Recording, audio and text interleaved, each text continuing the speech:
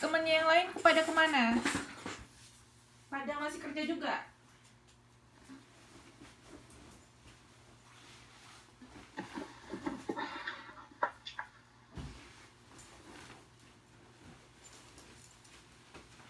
Oke, sebelum kita masuk ke tuton kita, udah tahu kan pengumuman terbaru? Pengumuman terbaru kita apa? Kalian ada UAS nggak? Tidak.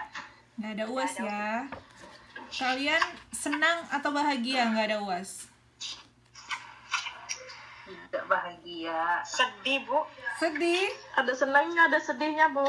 Sedihnya kenapa? Senangnya kenapa? Senangnya gak UAS. Sedihnya? Karena nggak UAS, Bu. Sedihnya kita kan udah Makan bayar. gratis. Sedihnya udah belajar, nggak dak ser diuji otaknya kan. Nggak dapat makan siang gratis. Ya, itu dia juga. Oh, gini aja. Gimana kalau ujiannya saya yang buat gitu. Jadi tetap kalian Makanannya juga disediain, Kak. gimana? Makan siangnya juga disediain. Disediain di rumah masing-masing. Ya, nggak jadilah. Nggak jadi. Loh, kan tadi katanya udah ujian, pengen banget, udah persiapan, pengen banget jawab soal ya kan? Biar kalian nggak sedih, saya yang kasih ujiannya gitu loh. Gimana kira-kira nanti nilainya saya upload. Kalau memang kalian ini bisa lihat hasilnya sendiri. Kalau yang dari pusat kan, kalau kalian ujian hasil nilainya kan langsung masuk ke ini nih, ke transkrip ke ijazah kalian. Nah kalau ini kan nanti kalian bisa lihat sendiri. Ya udah, nanti saya tambahkan ke tugas dan ke hadiran kalian gitu aja. Cocok? Kan kalian udah persiapan kan? Saya seneng banget loh kalau bilang, ih kita udah belajar loh kak. Aduh. Bohong itu, Bu. Belum belajar. Hah? Ini serius. Kalian maunya gimana?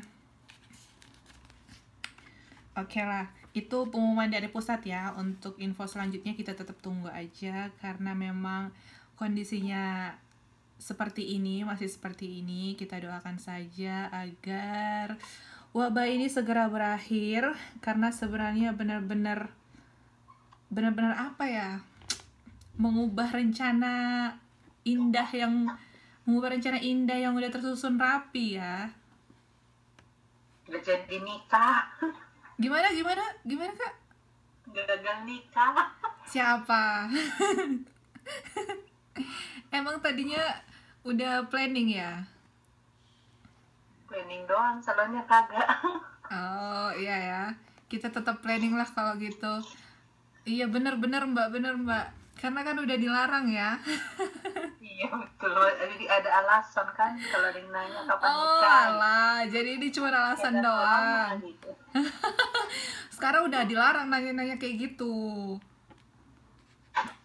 karena emang nggak tepat waktunya ya. Berarti yang belum punya rencana selamat tahun ini ya. Yang udah rencana, yang udah bener-bener rencana mungkin direncanakan ulang lagi. Nggak apa-apa. Kalau emang rencana mau nikah, akan aja kan bisa. Nggak harus rame-rame. Oh, tapi kan biar seru gitu mbak. Kalau yang hadir itu Nggak ada ribuan. momentumnya, gitu. Nggak usah seru. Yang seru aja pengantennya kok. Gitu ya mbak. Oke lah, yang sudah berpengalaman, ini berdasarkan yang sudah berpengalaman, yang seru pengantennya katanya. Lu udah lupa, Bu. Udah lupa lagi, Bu. Ah? Udah lupa. Tadi kan pernah. Apanya udah lupa? Kayaknya aku lupa ingatan tuh dulu. Dari ketawanya mah enggak. Ya udah deh, mau ini kalau lupa nanti sambil nyanyi aja lah. Lupa Lanjut. ya, lupa ingat. Oke lah, sekian untuk pengumuman terbaru. Rumpi ya mayan, rumpi dikit. Nanti kalau ada perkembangan kalian tetap update aja ya, karena TTM 2 ada nggak sih? belum ada pengumuman ya sejauh ini, tapi yang pasti di kalender masih ada ya. Kalau misalkan gimana? Bisa datang. Gimana Mbak? PTM 2 kan nggak bisa masuk. Oh, sudah diumumkan kah? Sudah kan? Oh, mungkin. Sudah kan? Nggak bisa. Sudah, TTM 2 dibatalkan. Oh, berarti kita nggak ketemu dong. Ya, Sudah ketemunya nih. ya, ternyata Belum waktunya mungkin. Ternyata raga tidak mempertemukan kita, yang pasti hati mempertemukan kita ya. Amin ya Allah. Amin. Ya Allah, ini siapa sih nomor 5? Ini yang hadir siapa nomor 5?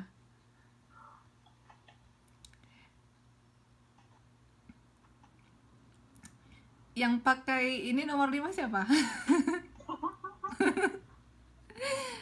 Mbak ini kah? Mbak apa nih? Ayo ngaku, yang nomor 5 ini siapa? Di teks aja kalau enggak. Saya penasaran, kenapa enggak nomor lain gitu. Nyesel ya Bu, nggak bisa ketemu saya. Ini Mas Nur Hadi pede banget sih, itu artis. Kan saya yang artis Mas. Oke lah. Tapi yang pasti, walau raga tidak bertemu, tapi hati kita bertemu ya Mas Nur Hadi dan teman-teman yang lainnya. Nanti ini bakal jadi cerita dong buat saya. Pernah loh ada satu momen ketika saya itu nggak tatap muka sama anak-anak di kelas, tapi hati kita tetap bersatu. Sih, gombal kali.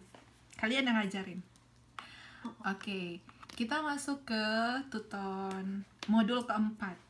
Udah pada dapat buku dong ya? Udah. Berarti udah dibaca. Oke, kita akhirin aja tuton malam ini.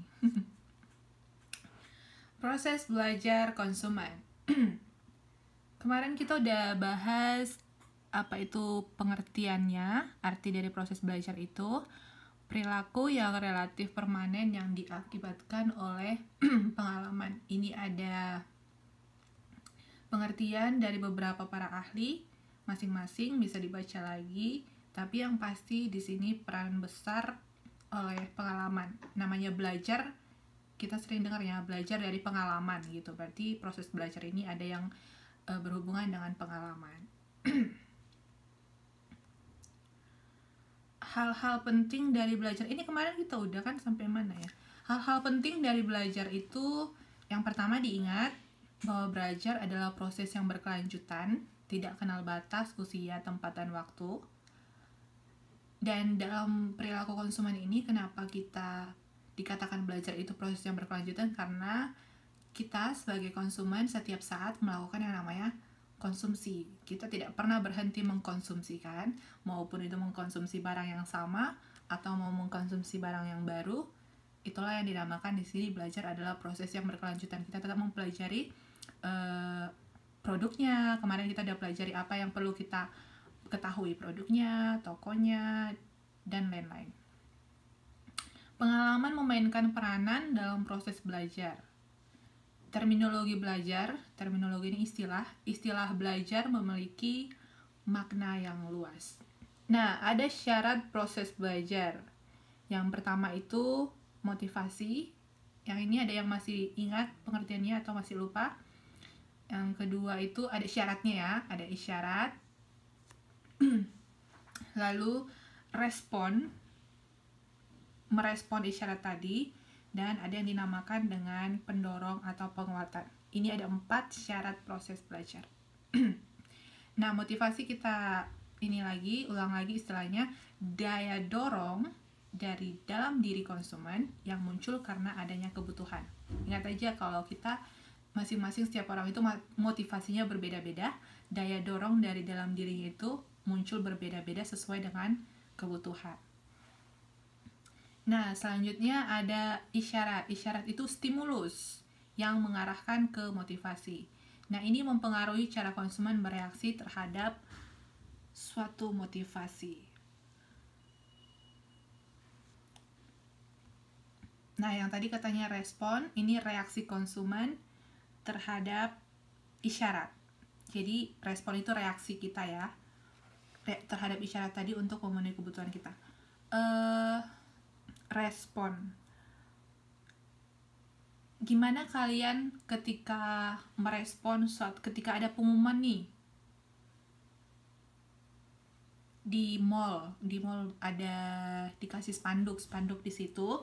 Nah, ketika melihat spanduk itu, lalu Kak Herpianti dan Mbak Eva datang mendekati spanduknya dan membaca apa sih yang ada di sini? Apa sih ini? Kok baru lihat dipajang di sini gitu ya contohnya ya. Nah, di sini ada respon dari Mbak Herpianti. Mereka melakukan respon terhadap isyarat yang dilakukan oleh pemasar. Nah, ketika mereka memperhatikan spanduk tadi, berarti ada terjadi reaksi dari konsumen. Kalau tadi mereka lewat aja, kalau tadi Kak Herpi dan Mbak Eva lewat aja, berarti nggak ada reaksi terhadap isyarat yang dikasih pemasar. Nah, ketika kita memperhatikan spanduk itu, memperhatikan pengumuman itu tadi, berarti terjadi yang namanya respon, reaksi konsumen. Oke? Kita udah biasa ya yang namanya reaksi itu, bagaimana respon kita terhadap sesuatu. Nah, selanjutnya ada yang dinamakan dengan pendorong atau penguatan. Sesuatu yang meningkatkan kecenderungan seorang konsumen untuk berperilaku pada masa yang akan datang karena adanya isyarat atau stimulus. Nah, di sini apa yang akan kita lakukan selanjutnya setelah kita lihat pengumuman dari tadi? Pengumuman yang dipajang oleh pemasar itu. Apakah kita mengikuti atau kita abaikan dan selanjutnya? Dan disinilah yang dinamakan dengan perilaku pada masa yang akan datang. Ini untuk pendorong dan penguatannya.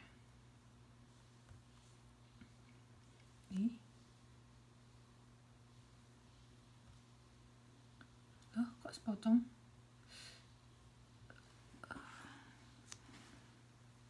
Sebentar ya.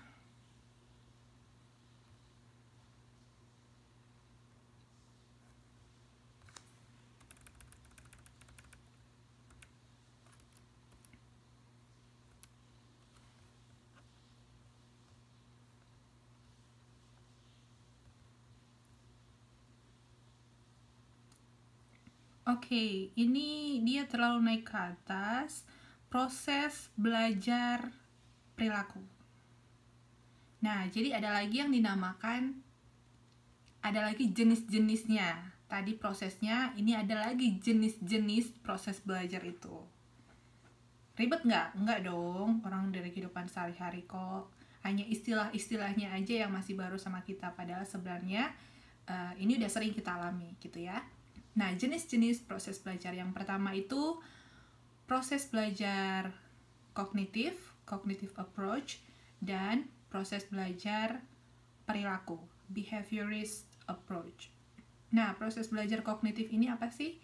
Proses belajar yang dicirikan oleh adanya perubahan pengetahuan yang menekankan kepada proses mental konsumen untuk mempelajari informasi. Jadi yang namanya kognitif ini dia yang berhubungan dengan otak, pengolahan di otak, di pemikiran kita.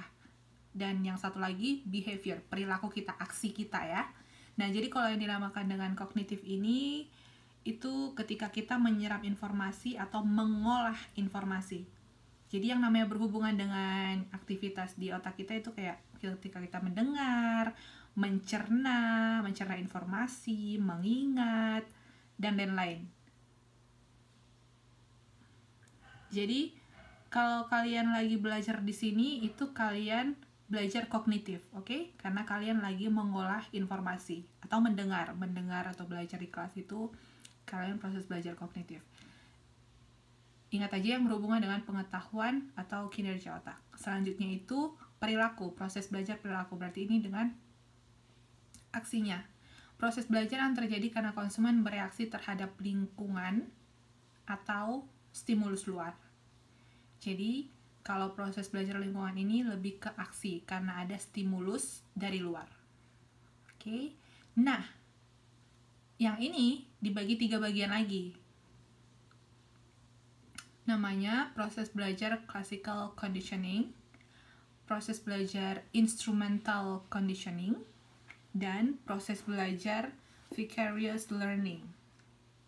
Kalau dari segi istilahnya keren banget ya.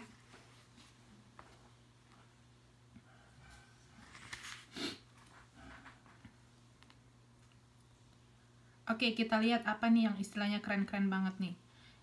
Classical conditioning, suatu teori belajar yang mengutarakan bahwa makhluk hidup, baik manusia maupun binatang, adalah makhluk yang pasif yang bisa diajarkan perilaku tentang sesuatu melalui pengulangan. Benar nggak sih menurut kalian ini? Benar nggak kalian itu bisa diajarkan melalui pengulangan? Sering ya, kadang-kadang kita kalau diajarin satu hal itu belum ngerti. Itu apa itu? Kadang-kadang ketika kita belajar satu hal itu sering sekali kalau sekali didengarkan belum mengerti, kalau diulangi lagi bisa kita menjadi memahaminya. Di sini katanya teori belajarnya seperti itu, bahwa manusia itu adalah makhluk pasif dan bisa diajarkan perilaku tertentu melalui pengulangan. Di sini ada Pavlov, ini ahlinya, dia terkenal, dia yang mengemukakan teori ini. Dia seorang psikolog Rusia. Nah, dia melakukan percobaan terhadap seekor anjing untuk membuktikan teori tadi. Jadi ingat aja, di teori ini terjadi jika suatu stimulus yang menyebabkan suatu respon dipasangkan dengan stimulus lain yang tidak bisa menghasilkan suatu respon. Jadi di sini ada stimulus yang menghasilkan respon dan ada stimulus yang tidak menghasilkan respon, dan mereka dipasangkan. Berarti dalam teori classical conditioning ini ada dua stimulus dari luar yang digabungkan. Oke? Ingat aja, kalau classical conditioning ini ada dua stimulus yang digabungkan. Oke, kita lihat percobaannya. Nah, yang pertama itu percobaan dari Pavlov tadi, dia menguji terhadap anjing. How dog training works. Dia menguji terhadap anjing ya. Yang pertama, dia kasih stimulusnya itu makanan. Nah, daging ya, ketika dikasih food atau daging, anjingnya itu merespon. Kalau anjing itu dia ngeliat makanan, ludahnya keluar ya, kayak lidahnya keluar, terus lidah dan ludahnya keluar. Ya, air liurnya, salivanya keluar. Oke. Nah, di kondisi kedua, Pavlov memberikan bell. Tek teng teng teng teng teng teng teng. Tidak ada respon dari anjingnya. Nah, dalam situasi ketiga, Pavlov memberikan bel ting ting ting ting ting, lalu dikasih makanan. Nah, air liur anjingnya keluar, anjingnya merespon. Dia udah ada dua ya. Nah, yang selanjutnya, karena sudah diulang seperti itu, dibunyikan bel, dikasih makanan, lalu anjingnya merespon dengan air liurnya keluar. Yang terakhir kondisinya hanya dibunyikan bel saja, anjingnya sudah mengeluarkan air liur karena sudah repetisi, pengulangan. Oke, dan ini dilakukan oleh Pavlov. Jadi ketika anjingnya hanya dibunyikan bel, dia udah datang, hahaha, udah keluar air liurnya gitu. Oke.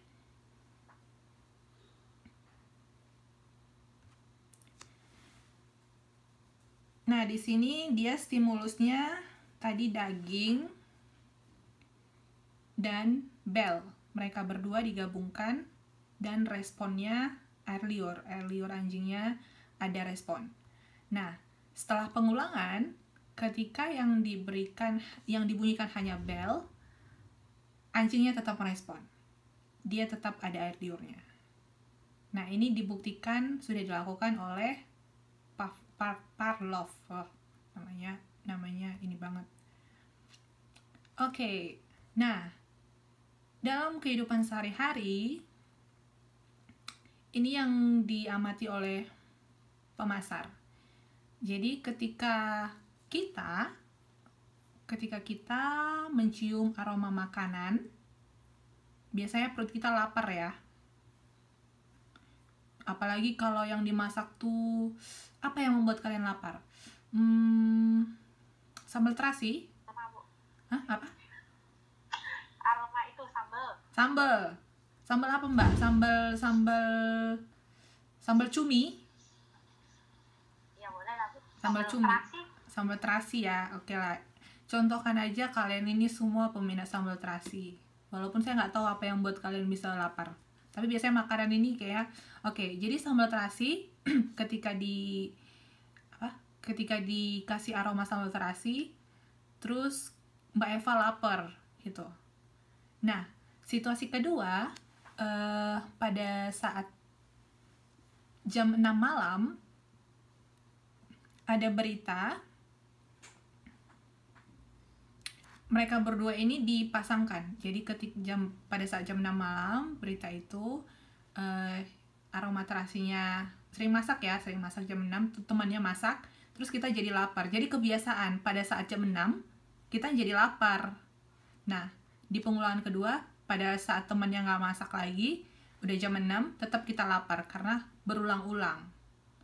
Nah, di sini dikatakan bahwa bisa dilihat ada hal yang bisa digabungkan oleh pemasar untuk mendapatkan respon dari konsumen. Mereka buat bahwa yang terkondisi ini itu sebagai artis. Stimulus terkondisi ini artis. Ketika artis endorsement, ini mereka pakai endorsement. Cara ini contohnya itu dalam kehidupan sehari-hari itu endorsement. Ketika kalian ngefans berat, yang namanya fans berat itu biasanya dia bakal mengikuti gaya hidup artis idolanya, dia bakal mengenakan pakaian yang dipakai idolanya, dan lain-lain. Nih contohnya Kak Herpy, dia mengidolakan Lee Min Ho. Atau cewek-cewek ini biasanya suka Korea ya, contohnya Lee Min Ho. Nah, ketika Lee Min Ho dia baru update di Instagram kalau dia beli kaos apa sih, sweater baru tuh. Nah, biasanya kalian bakal suka kan meniru apa yang dilakukan idola kalian. Nah, di sini mereka menggunakan ketika hanya sweater tadi yang dipasarkan, kalian tidak ada respon. Ketika sweater tadi dipasangkan sama Lee Min Ho, ada respon dari konsumen, oh ya beli gitu. Jadi kondisi ini lebih ke endorsement dalam kehidupan kita sehari-hari. Jadi ada artis, ada brand. Kalau hanya brand tadi yang diberikan sama kita, mungkin kita responnya biasa aja gitu, atau bahkan nggak ada respon. Nah, ketika ada artisnya dan kita menyukai mereka, artisnya digabungkan sama brandnya, ada respon dari kita. Jadi ini contoh dalam aktivitas kita sehari-hari itu di perilaku konsumen. Jadi mereka menggabungkan brand dengan endorse dari artisnya gitu, agar ada respon dari konsumen.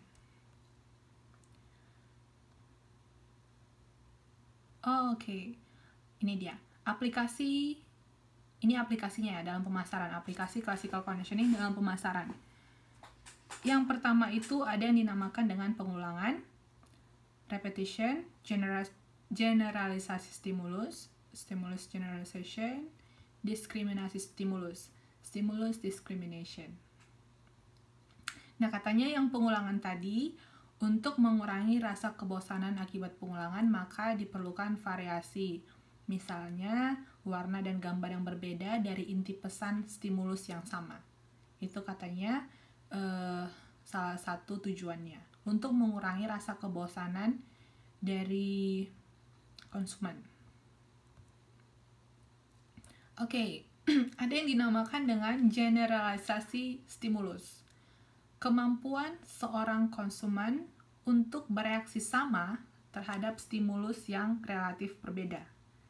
Nah, di sini ada lagi dibagi dengan yang namanya gimana caranya. Yang pertama itu ada perluasan lini produk, product line extension. Menambahkan produk baru yang terkait atau sejenis kepada produk lama dengan merek yang sudah ternama. Jadi, mereka lebih ke memperluas produknya. Kalau ini saya buat contohnya Rejoice. Rejoice ini kan dulu banget kan dia hanya sampo kan? Sampo ya. Sekarang udah ada macam-macamnya lagi. Apa aja lagi produknya? Yang produk Conditioner, Bu. conditionernya ada lagi untuk apa? Krim apa tuh? Krimbat lah gitu. Jadi dia agar konsumennya nggak bosan, mereka kasih stimulus seperti ini, menambahkan produk baru yang terkait atau sejenis kepada produk lama dengan merek yang sudah ternama. Apalagi contohnya yang kalian dulu pernah lihat dia hanya produk tertentu, dia udah nambah lagi gitu. Yuk kasih contoh yuk.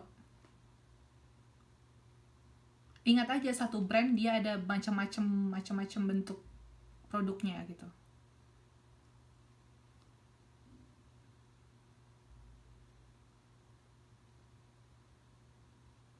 Kalau seumpama Wings Food gitu, Bu, maksudnya ada mie, produk mie, ada kecap gitu, termasuk nggak, Bu? Wings Food. dia ada apa aja produknya, Mbak? Ada mie. Ada mie sedap itu, Uh-huh. terus ada kecap sedap juga. Boleh. Terus ada deterjen, sabun colek gitu. Ya, boleh. Yang pasti dia satu brand tapi dia ada diperluas produknya, jadi ada macam-macam gitu. Boleh Mbak. Oke, jadi kalian bisa ingat-ingat aja satu brand itu dia ada produknya macam-macam. Oke. Unilever tuh bukan? Kalau Unilever itu perusahaannya, di Unilever itu mereka ada macam-macam brand juga, Mbak. Jadi kita nggak bahas yang itu, kita bahas yang satu brand. Kalau Unilever kan, iya dia ada Unilever ini double nih peranannya. Oke deh, Unilever boleh deh. Yang pasti kalian lihat Itu Indofood. ada apa aja produknya, Mbak? Ada Indofood, mie, ada itu kan, ada keju. sambal, ada itu, ada mie. Iya, boleh, benar. Ada sambal dan lain-lain. Oke, dia satu brand dan ada beberapa produknya. Sabun colek ada yang merek sedap ya. Ada Wings itu, Bu. Kan sabun colek Wings itu. Mereknya Ada Wings. warna biru dulu tuh, yang Iya, kayak Wings sama Wings. Brandnya Wings loh, Mas Nur Hadi. Ada ada Wings juga warna biru. Wings, tapi bukan Wings Food Krim kayaknya. ya. Iya, krim. Bukan Aku sabun Wings coleknya sama merek sedap, oke, merek sedap pula. Brandnya Wings, tapi produknya ada sabun colek, ada mie gitu. Oke, ingat ya. Oke, selanjutnya ada yang dinamakan dengan family branding. Memberikan merek yang sama kepada semua lini produk yang dihasilkan oleh sebuah perusahaan. Prinsip family branding ini tetap diterapkan pengecer dengan memberikan merek toko pada beberapa produk yang dijualnya. Oke, kalau kalian merek keluarga kalian apa? Misalkan gini, kalian menyebutkan satu produk itu padahal mereka berbeda merek dengan merek yang sama. Misalnya air mineral. Ku bingung ini yakin. Apa yang bingung Mas Nur Hadi? Tadi itu Bukan merek sedap kali, merek Wings katanya. merek. Oke. Demo itu. Oke. Tadi Mbaknya bilang brandnya itu Wings. Produknya ada macam-macam. Ada sabun colek, ada mie, bukan mie sedap namanya, ada mie instan, ada keju dan lain-lain. Itu brandnya itu, mereknya itu Wings, oke? Nah, selanjutnya ini tadi apa? Air mineral. Misalnya kan kita bilang semua merek air mineral itu Aqua gitu. Pernah nggak kalian kayak gitu? Atau kalian sebut brandnya masing-masing? Terus Kalau orang Medan kak beli Indomie, tapi katanya ini belinya Sarimi. iya, Sarimi kah kita bilangnya? Iya semuanya Sarimi. Iya, semuanya Sarimi. Terus semuanya Rinso. Ya enggak lah, bilangnya miso. Hah? Kok miso sih? Lah tuh toh. Beli pasta gigi namanya odol. Pepsodent semuanya, Mbak. Pipek Soden katanya, Iya. tapi yang dulu bawa Cikaden. Iya, kira-kira seperti itu ya. Apalagi yang sering kalian ini kan bingungkan. Iya bener, padahal ada botol V dan macam-macam ya. Apalagi sih yang sering-sering deh. Biasanya itu kita mulai dari merek apa brand yang besar ya, brand yang besar, dan ini biasanya dia pionernya, apa pemula yang keluar, yang duluan muncul biasanya itu. Padahal ada macam-macam ya mereknya, tetap aja karena itu yang duluan, pioner namanya, jadinya konsumen keseringan sebutin kayak gitu. Dan karena dia besar, dia lebih terkenal, jadi kemana-mana ada brand dia dan akhirnya kita sebut-sebut selalu. Terus kalau ini mie gelas tuh kita sebutnya apa? Mie gelas, semuanya mie gelas, Mika, padahal ada macam-macam mereknya. Pop mie bu. Iya bener, pop mie, kemana-mana pop mie. Nah selanjutnya ada yang dinamakan dengan Me Too Products. Suatu konsep yang membuat kemasan mirip dengan kemasan produk pesaing. Yang biasanya melakukan ini adalah follower yang berusaha membuat kemiripan dengan produk pemimpin besar. Jadi di sini kayak semacam KW-KW-an lah ya, KW-KW-annya, dan biasanya ini kita bakal mengikuti dari yang sudah besar brandnya. Me Too produk ini lookalike packaging. Jadi di sini saya buat contohnya ada Oreo dan Rodeo.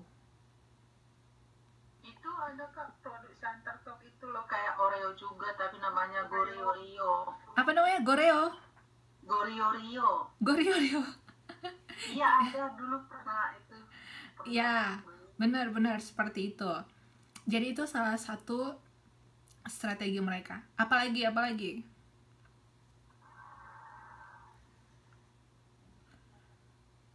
Terus selanjutnya ada similar name. Prinsipnya bahwa pesaing ingin membuat citra produknya sama dengan pemimpin pasar di mata konsumen. Yang ini ya. Jadi ada Coca-Cola, ada Big Cola. Apalagi contoh lainnya? Nih saya kasih nih. Apa ini? SFFFCCCCKKS. Ini SFCKS Coffee, bukan Starbucks lagi. Tapi dia membuatnya look alike ya, mulai dari logonya, warnanya, terus hurufnya mirip ya, dari S berakhiran CKS gitu. Kalau KFC sama CFC bu? Sama mereka juga Me Too branding tuh. Ini ada contohnya nih. Apa aja nih yang ada? Ada Starbucks Coffee, ada KLC. Yang pertama muncul KFC kan, Mbak? Dia kan udah mulai tahun 60-an. Lalu muncullah pesaingnya, CFC, ada KLC, ada CLC, dan lain-lain. Yang ini ada Red Bull, ada Big Puma. Terus ini minuman-minuman apa nih? Sasa, Simili, Hello, dan lain-lain. Kalian kalau misalkan mau nggak kalian pergi ke tempat ini, ke Starbucks ini? Kalau misalkan kalian sekedar mau hangout, kalau kalian sekedar mau hangout, mau nggak kalian pergi ke Starbucks? Mau enggak bu? Namanya jelek. Kan Mirip, lebih murah lagi. Enggak, Yang Bu. Cina itu kali Bu. Iya bener. Nggak suka, Bu. Nggak suka. Gak sukanya itu gini loh. Ini memang ini banyak kan Cina ya, mereka banyak sekali buat KW-KWan itu kan. Ini memang contohnya saya ambil dari Cina. Tadi saya ketik Me Too Branding China, yang muncul itu banyak sekali. Ya udah saya ambil aja lah ini. Saya cuman mau kasih kalian beberapa aja contohnya untuk ini biar lebih paham. Kalau tadi apa pertanyaan saya, kalian nggak mau? Kalau misalkan nih, Nggak mau, Bu. Nggak mau coba-coba, Bu. Satu, dia memberikan harga yang murah. Kedua, kopinya mirip ya, bukan saya bilang sama. Ketiga, environmentnya itu mirip. Sebenarnya yang kalian cari apa sih? Namanya. Hanya karena brandnya, benar nggak? Iya dong. Iya kan? Oke, Sama jadi kenyamanan. kenyamanannya sama, Mbak. Kenyamanan hati. Oh, kenyamanan hati. Kadang juga produk sama kan rasanya lain. Oke, bisa ya. Tapi kalau rasanya mirip, masih tetap nggak mau. Mirip loh, dan lebih ramah di kantong. Nggak mau, Bu, karena saya nggak suka minum kopi. Nggak suka minum kopi. Pemborosan. Sukanya apa nih? Coba, sukanya apa biar kita cari ininya. Saya mah air putih aja. Kalian Kalau gratis nggak apa-apa Bu. Aqua. Mirip, Bu. irit. Minum kopi itu mahal itu, pemborosan, apalagi ke Starbucks. Aduh. Oke, jadi beda tipe, bukan beda tipe, culture ya. Kalau misalkan di Cina, mereka culture-nya mungkin berbeda. Makanya brand ini masih bisa bertahan. Kalau Mas Nurhadi bilang nggak aja sama, podo wae lah katanya. Saya suka duit Bu, sama dong. Ya udah deh, terus gimana? Oke, kalau sebagian orang ada yang dia lebih ke konsumsi brandnya. Jadi sebenarnya kadang-kadang kita nggak terlalu mikirin rasa atau tempat atau gimana. Itu sering dikatakan kita membeli brand, bukan membeli produk atau membeli barang, tapi kita beli brand. Benar nggak sih? Jadi seringkali karena itu lebih ke status sosial ya, kayaknya lebih real kita rasa mungkin, atau kita ngerasa lebih bahagia ketika kita itu di brand aslinya yang kita gunakan. Makanya kadang-kadang kayak apa tuh, LV dan brand-brand lainnya itu yang harga satu belt itu apa, belt tali pinggang. Contohnya nih, kalian tali pinggang dikatakan harganya 15.000 NTD dengan tali pinggang biasa yang harganya 1.000 NTD. Kalian mau beli yang mana? Mereka kualitasnya sama, hanya brandnya yang berbeda. Yang satu LV, Louis Vuitton, yang satu brand lokal.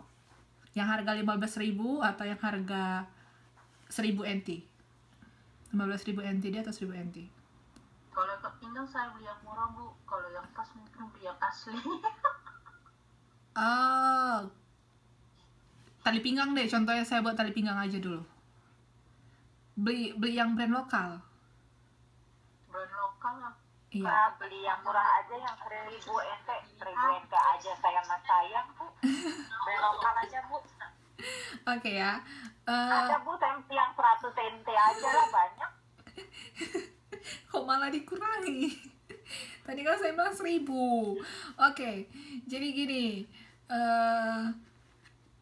Kalau saya juga seprinsip sama kalian.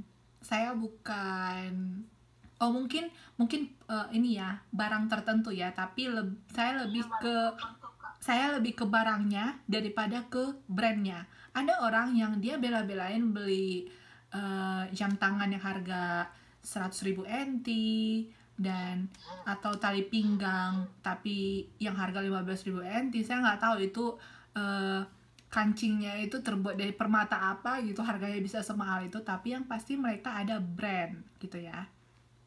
beda-beda tipe konsumen. Dan itu biasanya Yang penting nyaman. gimana Mbak? Kalau saya yang penting nyaman, nggak perlu yang ada brandnya, nggak apa-apa. Nah, itu. Nah, makanya tadi saya tanya di sini. Tadi nggak ada yang mau bilang masuk ke Starbucks. Katanya mau Starbucks. Mana nih kalian nggak konsisten? Oke, bukan tentang konsisten atau nggak konsisten, tapi yang pasti beda produknya ya. Tapi tetap aja, jadi konsumen itu harus konsisten dong.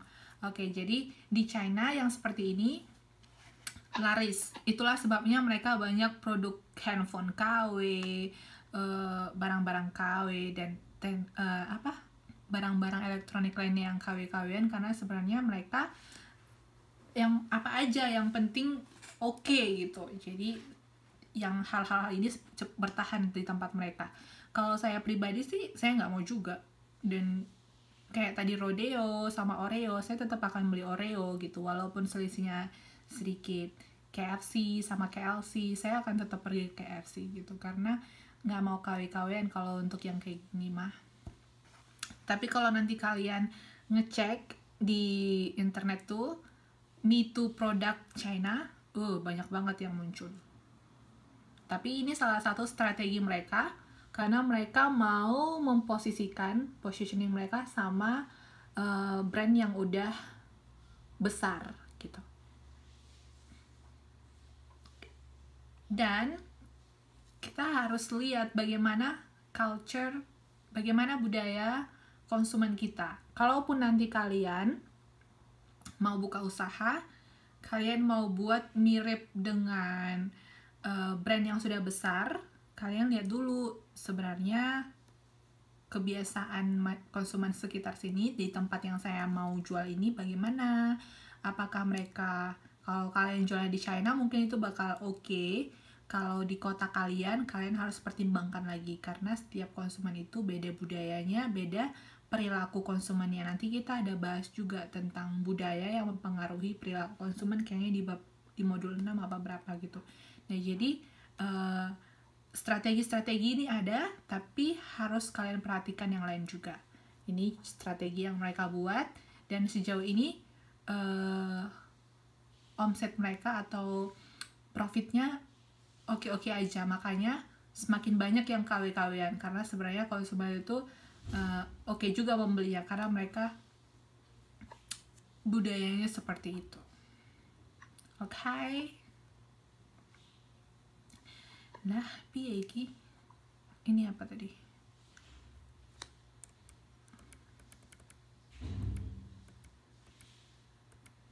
Selanjutnya licensing. Ada yang tahu apa itu licensing? Licensing, praktik pemberian merek dengan menggunakan nama-nama selebriti, nama desainer, nama produsen, nama perusahaan, bahkan toko-toko film kartun. Nama tersebut digunakan sebagai merek produk tertentu untuk imbalan, fee, atau sewa. Jadi ini lebih menggunakan nama yang sudah ada gitu. Mereka nggak buat nama sendiri. Kayak Starbucks itu kan mereka bentuk namanya. Kalau ini licensing ini dia sudah ada namanya, terus kita bayar. Kalian bisa sebutin nama-nama produk yang menggunakan nama artis atau nama desainer atau dan lain-lain lah. DNG itu Bu, Dolce & Gabbana itu. Apa? DNG. Dolce dan Gabbana itu. Oh iya ya. Bukan nama orang. Ya benar. Terus apa tuh Bensu tuh? Apa sih dia? Bensu loh. Apa namanya tokonya itu? R.A. Jeans, Raffi Ahmad. Iya. Armani. Iya benar. Itu licensing ya. Jadi kalian buka kemana-mana, kalian boleh buka juga, dan proses-proses lainnya, dan kalian bayar namanya. Itu jadi kalau Sosro, kalian tahu nggak Sosro ini namanya diambil dari mana? Pendirinya Pak. Iya, dari pendirinya. Jadi mereka ini keluarga Sostrowijoyo. Jadilah Ya, jadilah minuman teh botol sosro. Siapa di sini peminat teh botol sosro?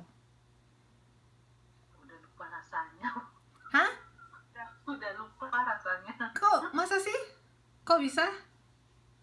Udah kelamaan kayak gini. Kan di TMS juga banyak. Ini lagi diminum, Bu. Di apapun pelajarannya, minumnya teh botol sosro. Itu yang Mister apa tuh? Mister Silaen? Minum harus bagi-bagi dong. Ya, jadi apalagi tadi rumah makan Bensu. Tadi kalian bilang Dorce dan apa itu? Dan lain-lain banyak ya.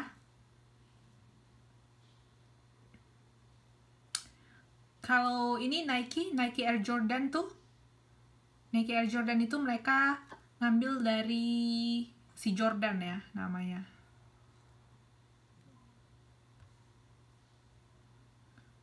Oke, selanjutnya ada yang dinamakan dengan, sebentar. Saya absen dulu ya. Yang hadir 21 orang. Sebentar. Berikan saya 5 menit. Kalian boleh minum-minum atau ngopi-ngopi atau nyeruput teh sosronya dulu. Saya mau ngambil filenya.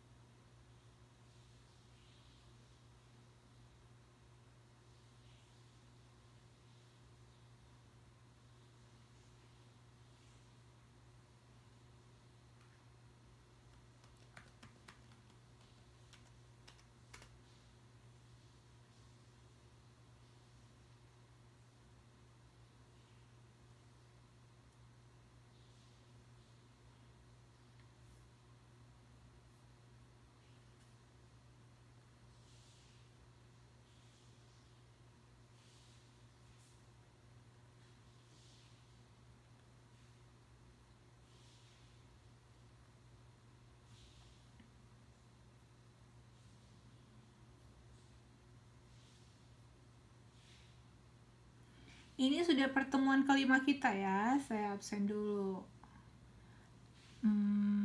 Bagus ada. Ini yang nomor 5 siapa ya?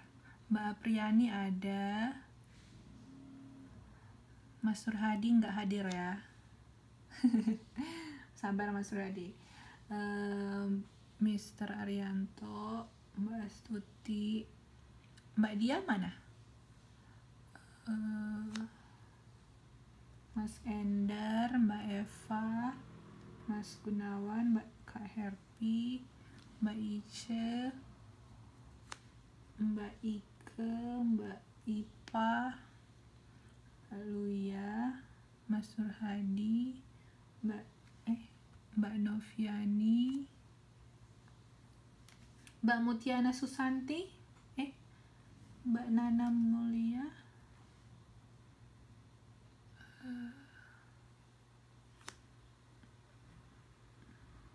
Tuh Bu, yang 5 itu Miati. Kenapa? Ketik.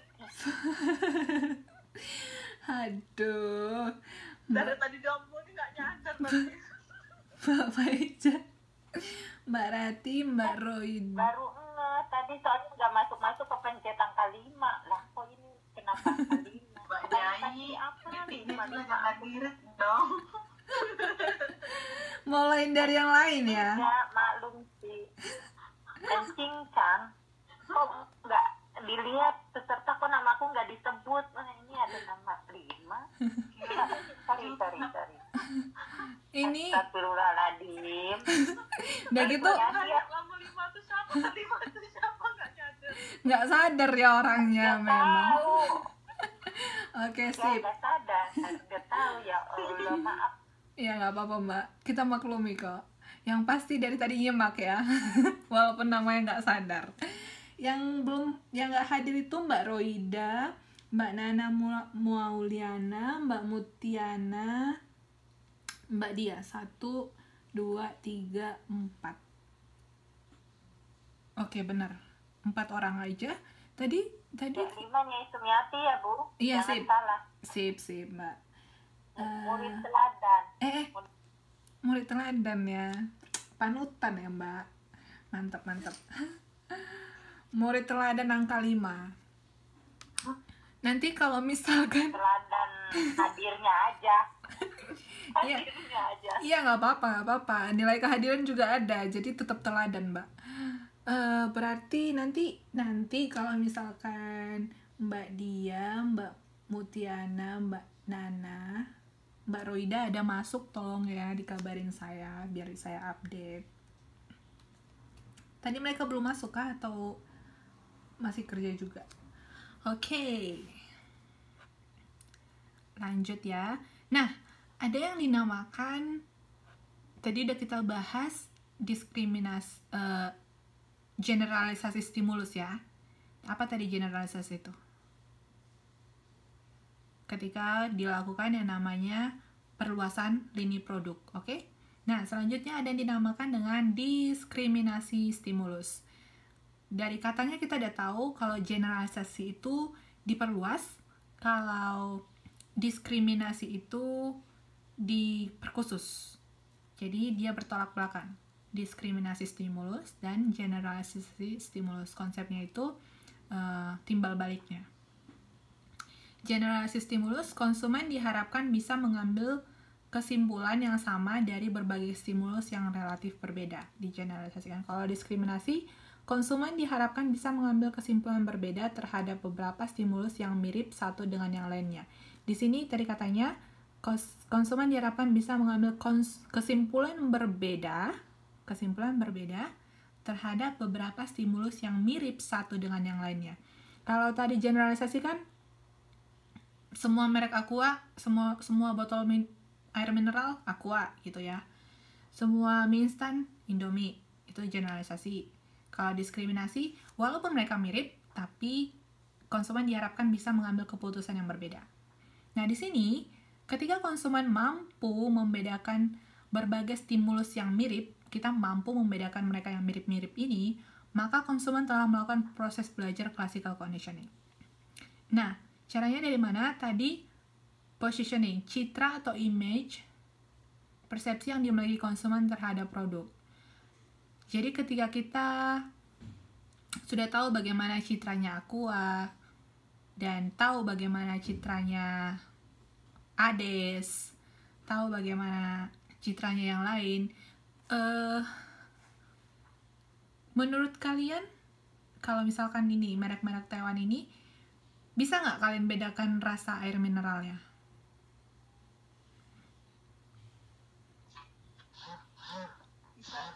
Bisa ya? Ada pH-nya biasanya kan rasanya beda.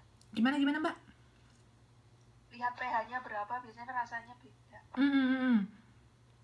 Saya lebih suka yang, kalian lebih suka yang mana? Lupa merek. Nah, berarti kalian ini nggak berjalan classical conditioning-nya. Nah, di sini ketika konsumen mampu membedakan walaupun mereka mirip gitu. Itu yang pertama. Saya suka yang, apa itu mereknya? Udah ada nama bendanya di ingatan saya. Pokoknya dia Unipresiden, dia produk Unipresiden. Oh iya. Ya, yang itu saya suka yang itu. Walaupun ada banyak minuman, terus yang dia ada warna biru, warna hijau, itu kalau nggak salah pH-nya 6 kah? Oh, bukan 8 kalau nggak salah. Yang itu. Nah, jadi di sini ketika kalian bisa membedakan, itu kan secara general tuh kalian ada citra. Kalau misalkan Unipresiden itu dia lebih segar dan lain-lain seperti itu. Kayak Pocari Sweat sama Supau itu kan rasanya sama, tapi enakan Pocari Sweat. Iya, benar. Nah, di situ mereka mirip, tapi mbaknya bisa membedakannya. Berarti di sini proses belajar classical conditioning-nya itu masuk gitu.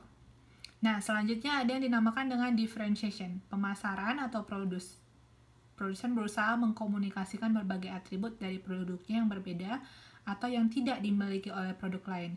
Jadi kalau yang differentiation ini memang dia memiliki kelebihan yang berbeda, jadi berbeda ya, yang tidak dimiliki oleh produk lain. Yang namanya differentiation yang pasti dia berbeda dong, lain sendiri gitu. Jadi kalau yang differentiation ini mungkin lebih mudah, tapi ketika kita yang pertama itu kita tahu citranya, itu lebih susah, jarang ini biasanya. Tapi ketika kita udah loyal brand, kita pasti bakal tahu itu. Kalau kalian ini nggak loyal brand kayaknya, kalian suka sama brand apa? Ada nggak brand yang kalian memang setia dari awal? Sampo deh istilahnya, sampo. Kalian suka sampo? Ada nggak kalian sampo pakainya mulai dari SMP? Ada? Teman saya Dove, Bu. Dove itu mulai kapan, Mbak? Dari SMA ya? SMA. Oke. Berarti dari sabunnya, dari samponya, dari itu semua ada. Oke, berarti Mbak ini termasuk loyal konsumen. Yang lainnya? Yang lainnya gonta-ganti. Gonta-ganti kan kebelinya. Pantene, Bu, enggak. Pantene. Enggak, saya cuma mau tahu apakah kalian ini konsumen yang setia, ada istilahnya, atau konsumen yang gonta-ganti. Kalau sampo saya gonta-ganti. Apa Mbak? Sampo gonta-ganti. Apa yang kalian setia dong? Sampo gonta-ganti. Terus selain sampo, produk apa yang kalian itu setia sama satu merek? Atau tas, oh saya tas harus beli merek ini. Atau baju, oh saya harus beli baju harus merek ini. Atau sepatu. Apa sih yang kalian ada stick to the brand gitu? Terserah mau produknya apa aja. Apa Mbak? Novel yang satu karya setia. Apa? Novel satu penulis. Oh, novel satu penulis. Oke, yang lainnya? Vitamin, Bu. Vitamin. Apalagi? And body. Hand body. Kalian sebutkan, terus kalian katakan kalian udah berapa lama setia sama brand itu? Minyak kayu putih, Bu, dari SMP. Oke. Sampai sekarang. Oke, terus apa lagi? Dari bayi minyak kayu putih, Kak. Oh iya Iya, ya. kan kita masih bayi. Oke, jadi siapa yang masih bayi? Aduh. Oke, jadi Senang aja kan habis mandi, diolesin gitu. oke, boleh. Jadi ada Kalau kayu putih itu iyalah dari bayi trot sampai udah ubanan begini. Iya ya. Tunggu dulu, kayu putihnya merek apa? Ganti-ganti nggak? Minyak kayu putih, capjuk, oil gitu. Minyak kayu putih caplang ya. Caplang. Nanti nggak caplang. Rajput. Mereknya apa? Caplang. Caplang ya, oke. Karena aku mau ketawa di sini, nggak apa-apa Mas. Saya juga mau ketawa kok ngeliat kalian, nggak apa-apa, sama kita ya. Yang penting kita enjoy aja belajarnya. Apalagi ada Mbak nomor 5.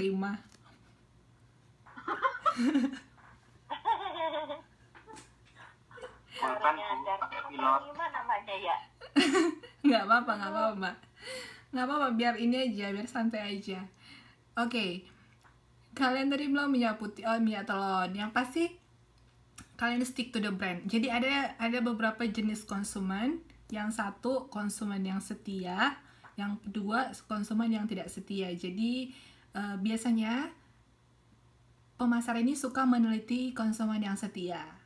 Jadi ada yang namanya loyalitas konsumen. Itu biasanya suka diteliti. Kalau yang nggak setia ini, apa istilahnya? Spinner kah? Pokoknya ini suka gonta-ganti. Nah itu biasanya kita exclude dari kriteria karena susah untuk mempelajarinya. Karena kan kita mau mempelajari satu produk, bagaimana kepuasannya dan lain-lain. Jadi saya cuma mau tahu apakah kalian ini tergolong sama konsumen yang setia atau nggak setia. Jadi ketika kalian bilang kita gonta-ganti sampo aja, beda merek, beda hari, beda merek gitu ya. Saya tidak setia.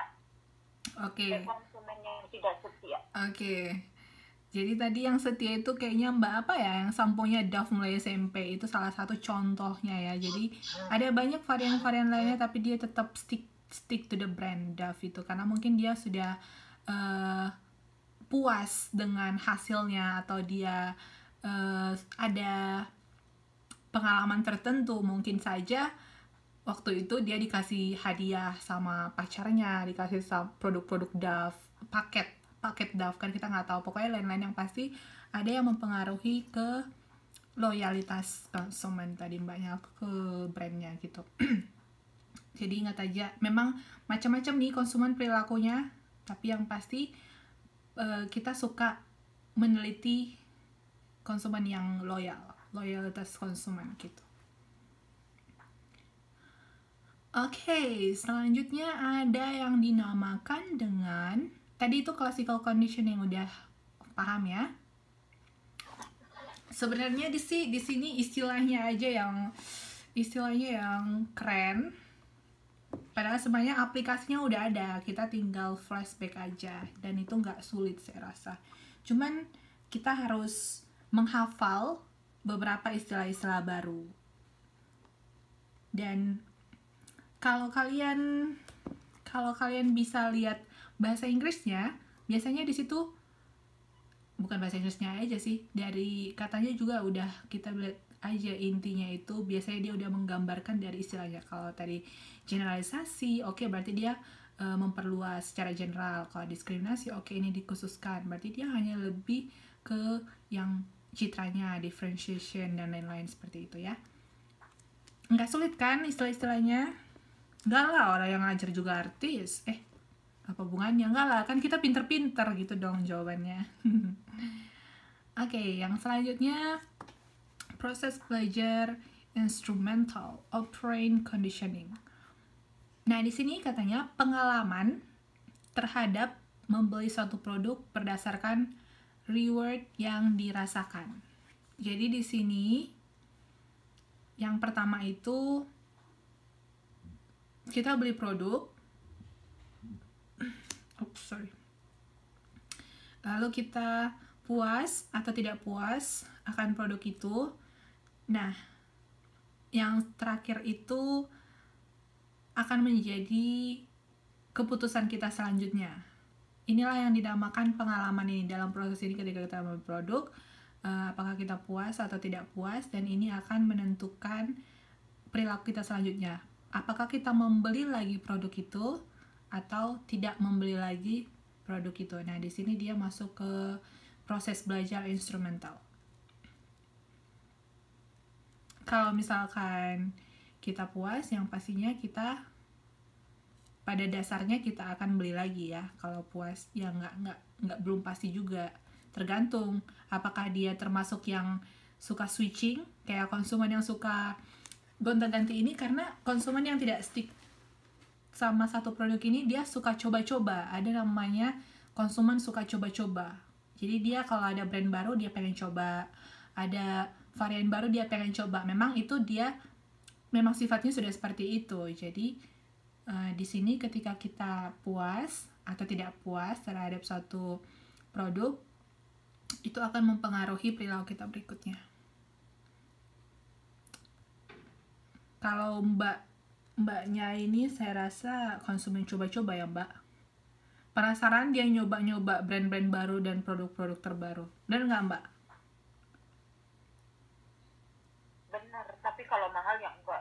Oh iya. Iya, tapi tetap aja benar ya tadi jawabannya. Yang terjangkau isi dompet. Oke, ya. Iya, Nih coba-coba. yang kayak gini nih yang buat pemasar bingung, soalnya kan sebenarnya produk kita bagus nggak sih gitu, soalnya dia pindah ke lain hati. Mbak Nyai nomor 5. Oke, nah di sini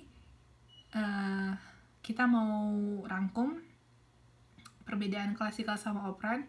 Klasikal tadi itu membuat asosiasi antara dua stimulus yang selalu dipasangkan bersama-sama.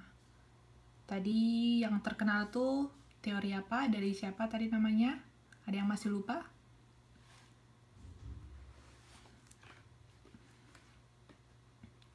Ayo, ada yang masih lupa?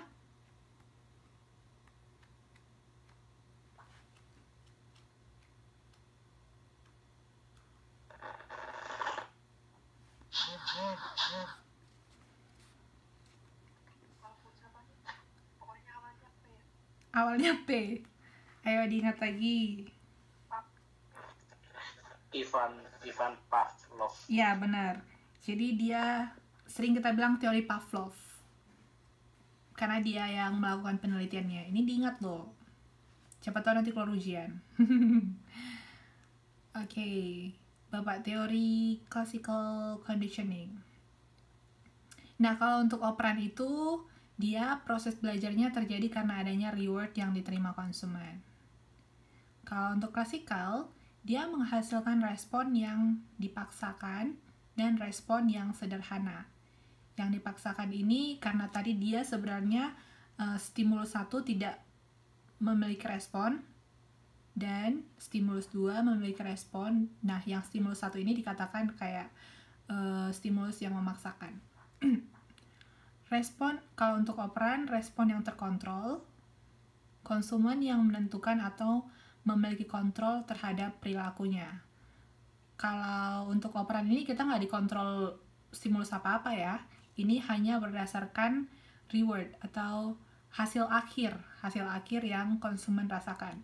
Jadi untuk perilakunya sepenuhnya itu kita yang melanjutkan, mau kita beli lagi atau tidak. Ini operan ini respondennya sendiri atau kita konsumennya sendiri yang mengontrol perilaku kita. Kalau Mbak Nyai, apakah dia mau tetap pindah karena memang dia habitnya suka switching, ya itu konsumennya Mbak Nyainya sendiri juga yang mengontrol. Kalau untuk klasikal itu katanya menjelaskan perilaku yang sederhana. Kalau tadi kan kita buat contohnya itu lebih sederhana ya. Kalau untuk operan ini memahami perilaku yang sulit, karena sebenarnya kayak tadi saya bilang, konsumen ini macam-macam. Kalau tadi kayak konsumen yang kayak Mbak Nyai, Mbak nomor 5, sulit bagi pemasar untuk memahaminya, karena kan kalau kita udah kasih produk itu bagus, kualitasnya bagus, produknya bagus, tapi tetap aja pindah gitu, sebenarnya mereka nggak tahu ini di mana yang tidak matching. Tapi ternyata karena memahami perilaku konsumennya yang macam-macam, ada yang dia suka switching, ada yang setia gitu. Dan itu nggak mudah untuk memahami sifat konsumen yang seperti itu. Nah, selanjutnya kalau untuk klasikal itu tidak melalui proses trial dan error. Kalau untuk operan melalui proses trial dan error. Yang klasikal ini katanya tidak melalui proses trial dan error karena dia lebih sederhana ya ketika ketika konsumen menyukai A dipasangkan dengan B, konsumen akan menyukai B, seperti itu. Jadi dia nggak perlu yang trial dan error. Kalau yang operan itu kan mereka nggak tahu sebenarnya di tahap akhirnya ini perilaku selanjutnya konsumen itu bagaimana. Jadi mereka tetap akan coba misalnya akan memperbaharui di bagian produk A atau memperbaharui yang lainnya di mana, dan mereka akan coba tetap terus lagi improve sampai setiap konsumen itu menjadi setia gitu, melakukan pembelian lagi. Oke.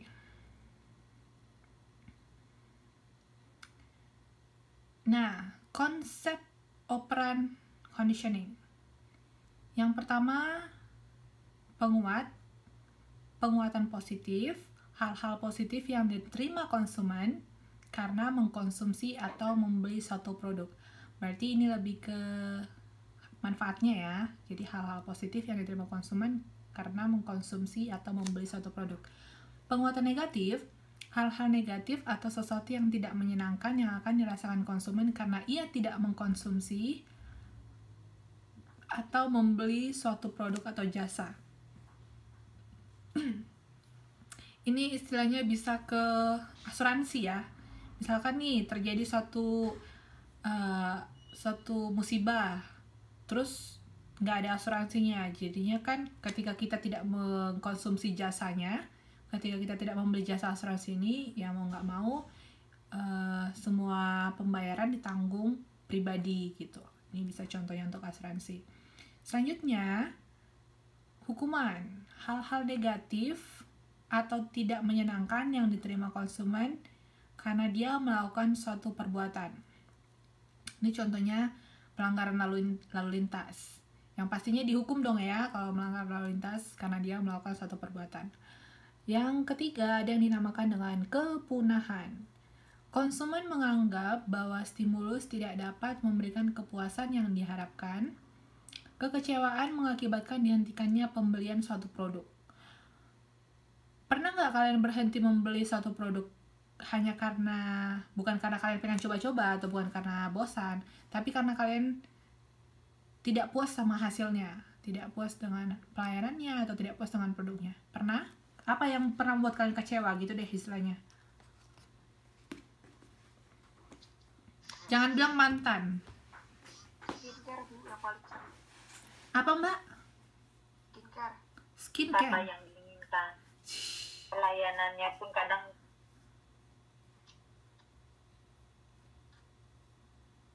Gimana mbak? Kok suaranya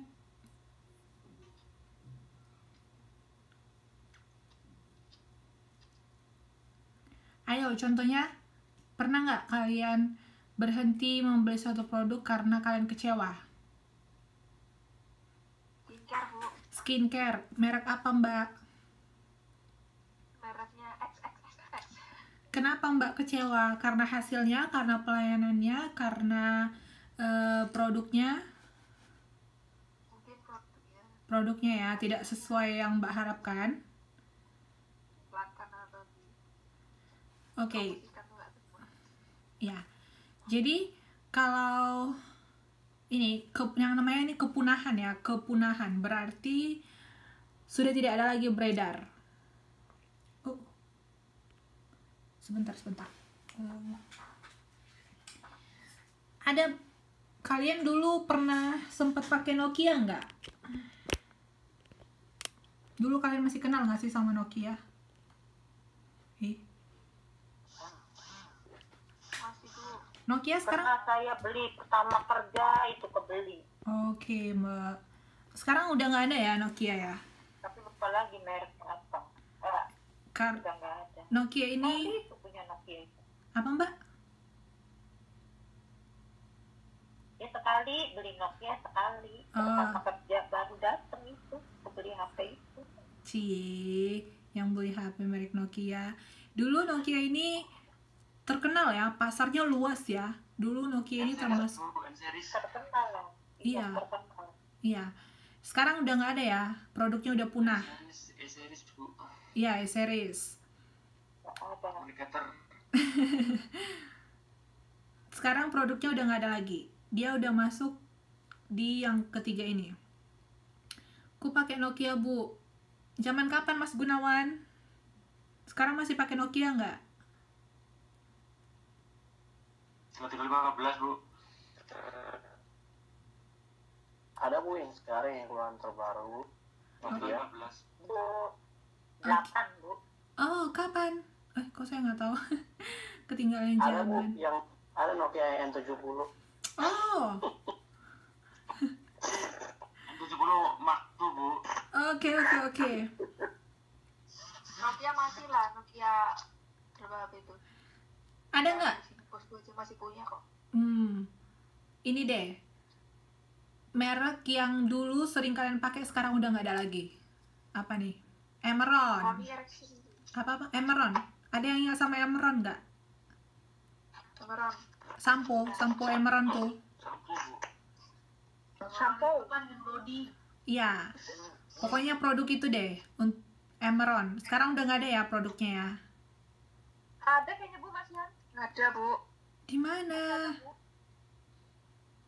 Ada Bu, cuma nggak terkenal banget. Warung-warung masih ada. Yang terkenal mah kayak Penti. Oh iya, Ada masih ada. itu. Emeron ya. Iya, Emerald. Ada. Oh, di kampung saya udah nggak ada Masih lagi. bertahan Emeron, cuma rasanya kurang Iya. Jadi kalau kepunahan ini dia karena banyak karena tidak puas, ya ketidakpuasan. Mungkin kalian bisa buat contoh waktu kalian kecil itu, terus sekarang kalian nggak bisa temukan lagi merek itu gitu. Saya rasa Emerald udah nggak ada lagi, ternyata kalian bisa bilang masih ada. Karena saya ingat dulu saya pakai itu waktu masih SD, terakhir sekali. Yang itu orang aring itu. Hah? Ciki Bu, udah nggak ada Bu Ciki Bu. Ciki-ciki? Iya betul. Orang aring, sampo orang aring itu loh. Sampo orang aring bukannya Sunsilk ya? Ada Sunsilk, ada masih. Yang orang aring itu, mereknya orang aring. Oh, mereknya memang orang aring. Yang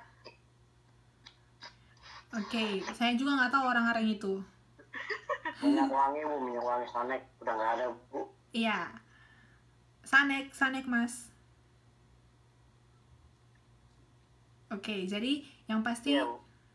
ya yang pasti kepunahan lah namanya. Dia brandnya udah nggak ada lagi. Jadi mungkin bisa kita ingat dulu dia pernah berjaya, mungkin sekitar 10 tahun yang lalu. Terus karena ketidakpuasan konsumen, akhirnya dia punah dari peredaran. Selanjutnya, shaping. Konsumen diarahkan, Superme mulai mau punah. Superme masih kayaknya. masih ada Mas Surhadi, masih ada fansnya di sini, masih ada konsumen loyal konsumen setianya di sini. Superme masih ada, cuma kan tetap kalah sama Indomie. Iya ya, pasarnya udah semakin kecil ya. Iya. Salami Bu, nggak ada Bu salami Bu. Salami udah nggak ada ya? Sakura yang nggak ada tuh udah.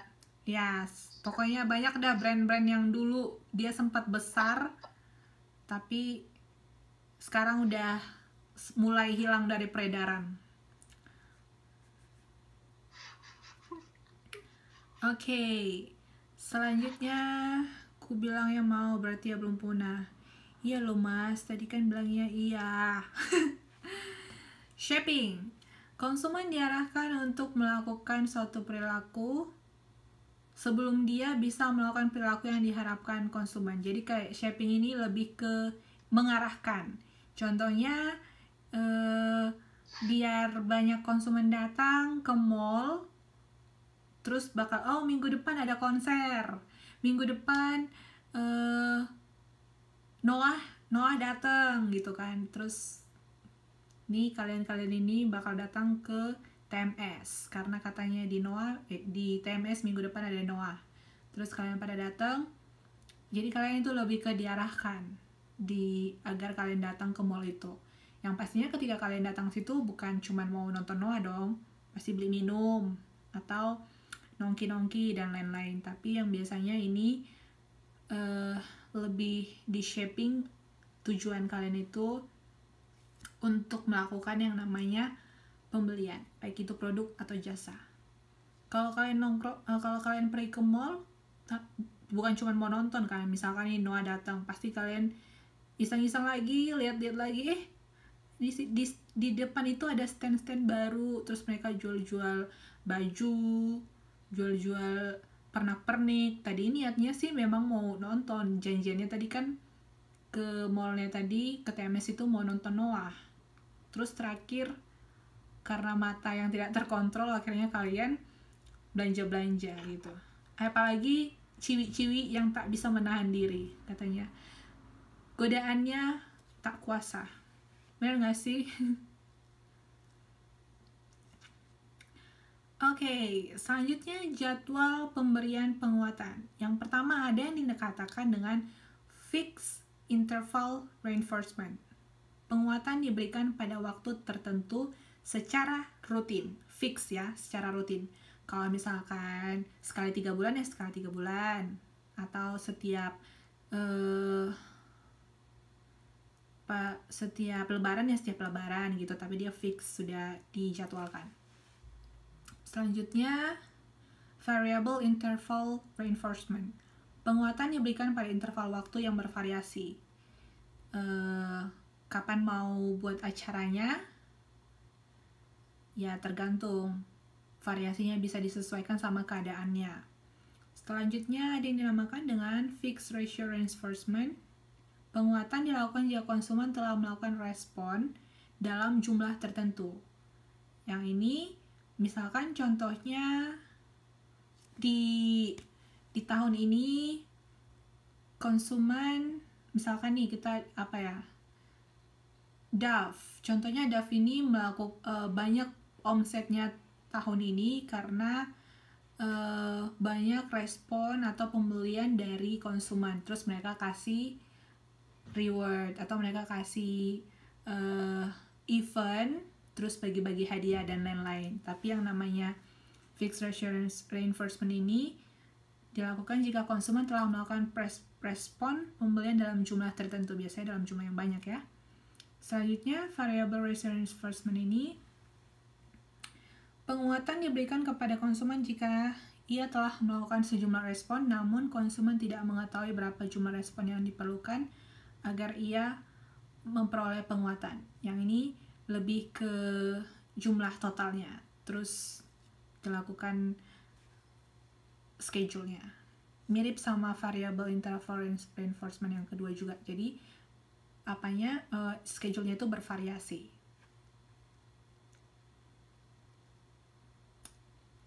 Oke, selanjutnya ada yang dinamakan yang terakhir, namanya observational learning, vicarious learning.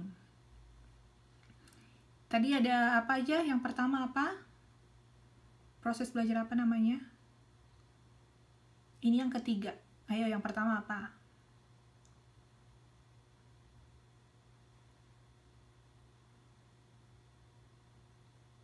Hello, apakah masih tidur?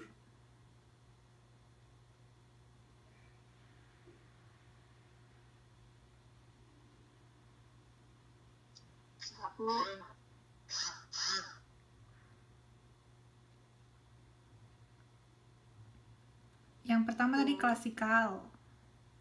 Yang kedua operan. Benar nggak sih? Hello, apakah masih tidur? Yang ketiga vicarious learning ya, atau observational. Nah, di sini sesuai namanya observasi. Definisinya, proses belajar yang dilakukan konsumen ketika ia mengamati tindakan dan perilaku orang lain dan konsekuensi dari perilaku tersebut.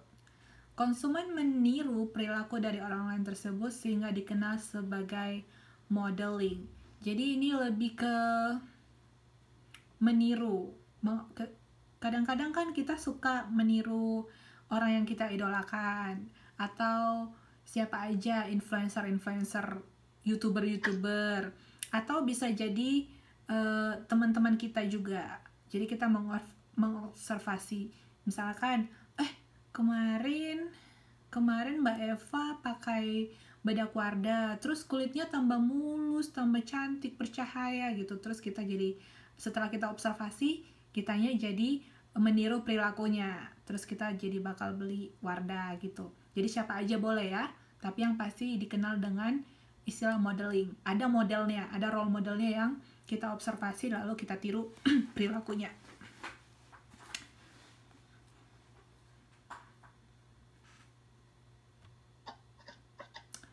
Tiga penggunaan vicarious learning dalam strategi pemasaran. Yang pertama, mengembangkan respon baru. Di sini katanya mempergunakan model untuk memperagakan bagaimana produk tersebut digunakan. Jadi ini pada umumnya itu ketika ada yang dinamakan dengan inovasi produk. Jadi kalau misalkan produk-produk inovasi yang misalnya keluaran baru, kita kan bakal dikasih tahu nih cara pemakaiannya bagaimana, terus untuk pengoptimalisasi hasilnya bagaimana, dan lain-lain. Nah, biasanya itu di sini mengembangkan respon baru karena kita belum tahu kan cara-caranya. Misalkan itu bisa gadget ya,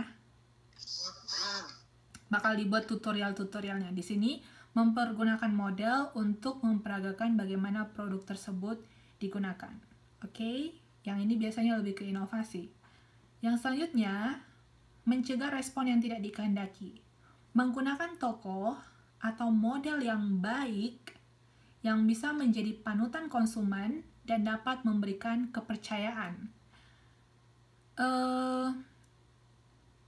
Ini biasanya kalian pernah dengar nggak di TV selebritas itu ketika artis masuk penjara, terus dia sebenarnya lagi ada jabatan ambasador produk XXX gitu, terus dia bakal diputus kontraknya dari perusahaan itu dan nggak bakal dipakai lagi karena dia ternyata menggunakan narkoba dan masuk penjara. Pernah nggak dengar itu di selebritas di TV?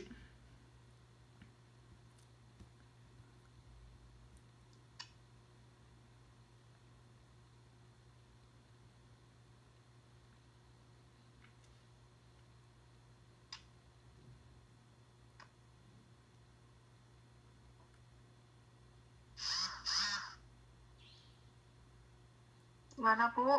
Maaf baru ini.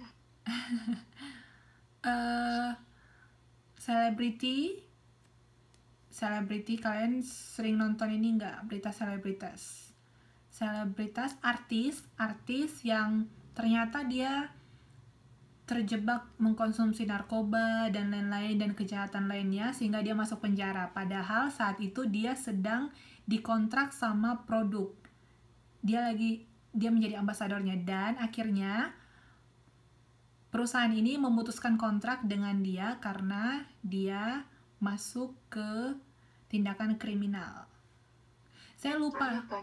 Banyak ya? Iya. Jadi banyak Bu, banyak. Iya. Itu artis yang baru keluar kemarin tuh juga. Iya. Bisa kalian sebutkan nama-namanya nggak? Yang baru kasus-kasus terbaru tuh. Nah, biasanya tuh perusahaan bakal Fitria itu Tuh biasanya perusahaan bakal mutus kontrak sama mereka. Kalau dulu, zaman dulunya Ariel waktu dia ini kasusnya yang terakhir tuh kan dia sebenarnya lagi ada iklan produk tuh. Nah, akhirnya perusahaan itu memutus kontrak sama dia, nggak mau lagi pakai dan iklannya diperbarui. Jadi di sini perusahaan itu menggunakan tokoh atau model yang baik yang bisa menjadi panutan konsumen. Karena kan kita juga sebagai konsumen nggak mau dong kalau misalkan nih yang jadi modelnya siapa tuh, artisnya yang bermasalah tuh, kan kita bakal ngerasa nggak mau beli produknya gitu. Jadi di sini strategi pemasar, mereka akan mencari tokoh-tokoh atau model yang image-nya itu baik di mata masyarakat.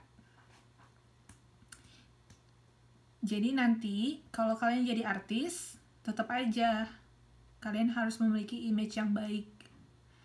Kayak Nagita Slavina, ya ini kayaknya peminat Gigi nih. Fansnya Gigi ya, gitu. Jadi di sini karena pemasar, ya dong Bu, ya Rans.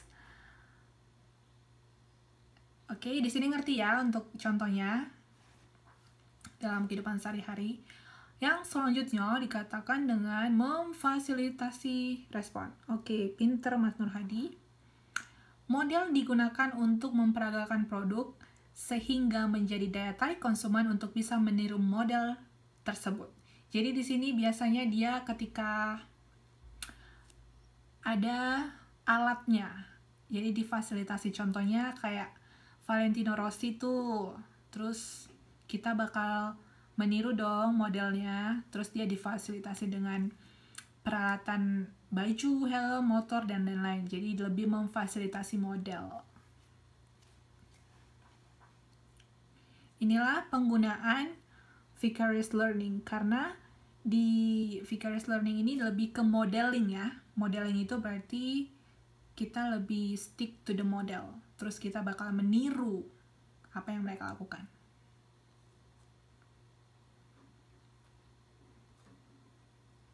Oke. Topiknya selesai sampai di sini. Modul 4. Yang ini ada yang baru hadir. Siapa yang baru hadir? Ada 2 orang. Mbak Dia baru masuk ya. Sama Mbak Nana Maulina. Oke.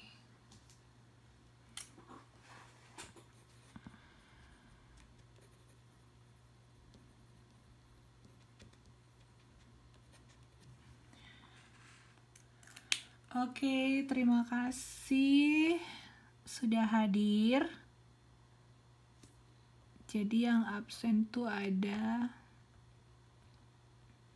Mbak Roida. Mbak Roida tadi bukannya udah? Oke, Mbak Roida. Yang tidak datang hanya 2 orang ya. Oke, sip, Mas. Ada lagi yang baru masuk tadi?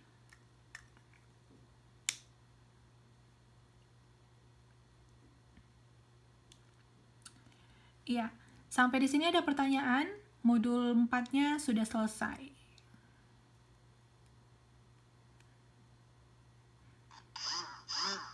Nggak ada, Bu. Nanti dibaca-baca lagi kalau lupa.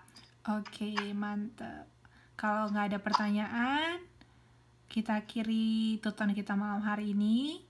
Kalian jangan lupa baca-baca modulnya lagi.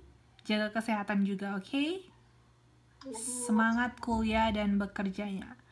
Selamat malam dan selamat beristirahat buat yang mau beristirahat. Selamat bekerja buat yang mau melanjutkan kerja ya. Selamat malam. Selamat malam.